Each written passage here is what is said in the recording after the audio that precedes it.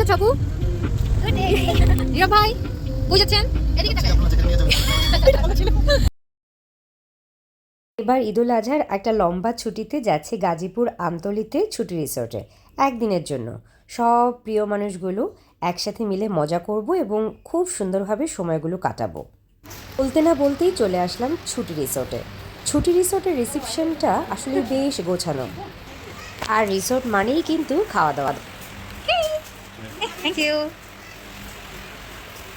মামা। ইয়েস এই দেখা যাচ্ছে না। চিয়ার্স তোর আপুর সাথে। আপনার কই আপু? তোমারটা কই? তোমার শেষ? চিয়ার্স কই? দাও দাও দাও চিয়ার্স চিয়ার্স। এই চিয়ার্স ভাইয়া ভাই ভাইয়া কই গেল? হ্যাঁ চিয়ার্স আমরা ভাইয়া কল করে দিচ্ছি। ওয়েলকাম কিন্তু ড্রিঙ্কস আসলে দিচ্ছি দিয়ে না। চিয়ার্সের পালা শেষ করে এবার আমাদের রুমের দিকে যাত্রা শুরু। তবে তার আগে তাদের শান বাঁধানো ঘাটটা দেখলাম, পুকুর পাড়টাও দেখলাম। আর এটা হচ্ছে আমাদের রুম ট্যুর। আমরা নিয়েছিলাম ফ্যামিলি কটেজ এবং এই কটেজের মধ্যে দুটো পাশাপাশি রুম আছে। এটা আমার রুমটা এবং সেই সাথে লাগোয়া একটা ব্যালকনি।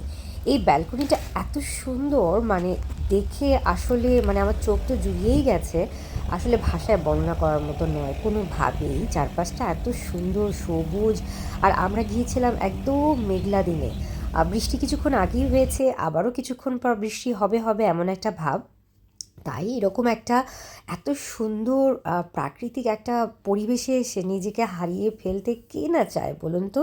ঢাকারই ব্যস্ততম শহরে জীবনযাপনে আসলে আমরা এতই অতিব্যস্ত হয়ে থাকি যে এই সুন্দর প্রাকৃতিক নির্মল পরিবেশটার মায়া মমতা আর সৌন্দর্যটা নিজেদেরকে যেন একদম ঘিরে ধরে।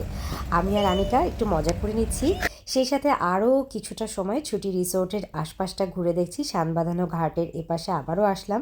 বাচ্চাদের জন্য একটা ছোট্ট পার্ক আছে।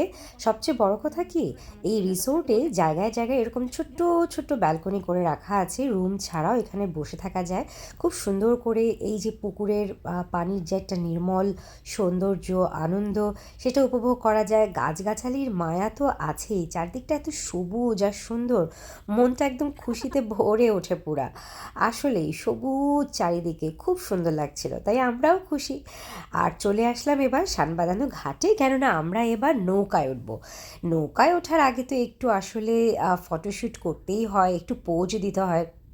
কিন্তু আসলে নৌকায় প্রথমে উঠবো কীভাবে, এটা নিয়ে বিশাল চিন্তায় ছিলাম। মাঝি ভাই বলছিলেন যে আপনি পা দিলেই উঠে পড়তে পারবেন, কিন্তু পা দিয়ে তো দেখি নৌকা তরবর তরবর করছে। তারপর উনি একটু সাহস দিল, ধরলো, আর আমিও উঠে পড়লাম। উঠে পড়ে তো আবার একটু পোজ টোজ দেওয়া শুরু করা হয়ে গেল। সেই সাথে আসলে আমি তো উঠে যাওয়া সবার কথা ভুলেও গিয়েছি। যাই হোক, তবে আরে আসলেই সবারই না একটু এই প্রকৃতির কাছে যাওয়া উচিত।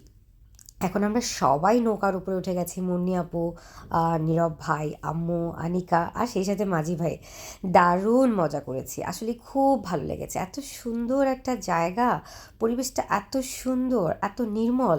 সত্যি আসলে নিজেকে এই পরিবেশের সাথে মিলিয়ে দিতে পেরে এত ভালো লাগছিল। সবচেয়ে বড় কথা কি জানেন, এই ছুটি রিসোর্টে আমরা যে গিয়েছি চারিদিকে এত কাঁঠাল কাঁঠাল আর কাঁঠাল, মানে যেখানেই ছবি তুলি না কেন শুধু কাঁঠালেরই ছবি চলে আসে। যাই হোক, সময়টা সুন্দর কেটেছে। আর এখন রাতের সঙ্গীত।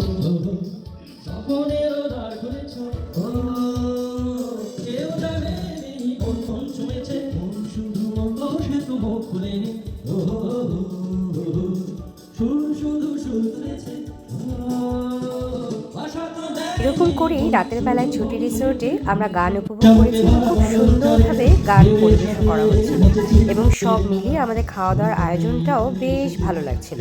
দুপুরবেলায় ছিল বাফে আর রাতের বেলায় ছিল বারবিকিউ। দুপুরবেলাটা ছিল 1000 টাকার উপরে এবং রাতের বেলার বারবিকিউটা ছিল 950। কেমন লাগছে আপু?